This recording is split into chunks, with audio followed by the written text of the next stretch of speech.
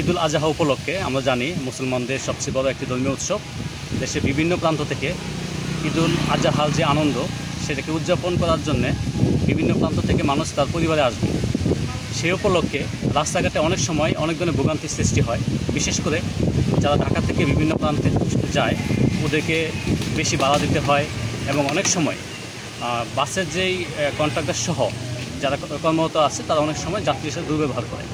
এই সকল বিষয় যেন না হয় সেই জন্য আমরা নিয়মিত আজকে থেকে শুরু করে ঈদের আগে এবং পরে আমাদের এই অভিযান অব্যাহত থাকবে, যাতে করে কোনো যাত্রী তার যাত্রাপথে কোনো ভোগান্তির সৃষ্টি না হয় এবং প্রতিটি যাত্রী যেন তার প্রকৃত যে ভাড়া সেই ভাড়াটা দিয়ে তার গন্তব্যস্থলে পৌঁছাতে পারে এবং এই ঈদের আনন্দটি পরিবারের সাথে করতে পারে।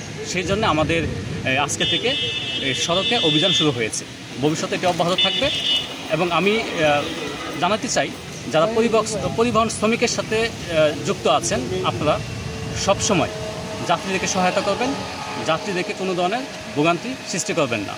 ওদের ঈদযাত্রাকে সুন্দর করার জন্য আপনাদের সহযোগিতা কামনা করছি। ধন্যবাদ। কয়টা গাড়ি আসলে কী কন্ডিশনে পেয়েছেন? জি ধন্যবাদ। আমাদের আজকে অনেকগুলো গাড়িকে আমরা ধরেছি।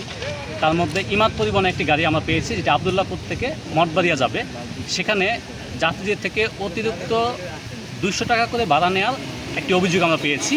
সেই অভিযোগের প্রেক্ষিতে আমরা ওই গাড়িকে 4000 টাকা জরিমানা করেছি এবং সেই জরিমানার টাকা পরিশোধ করা হয়েছে।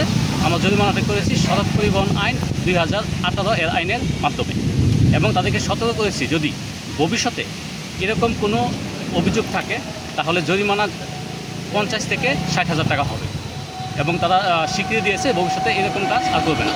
ধন্যবাদ।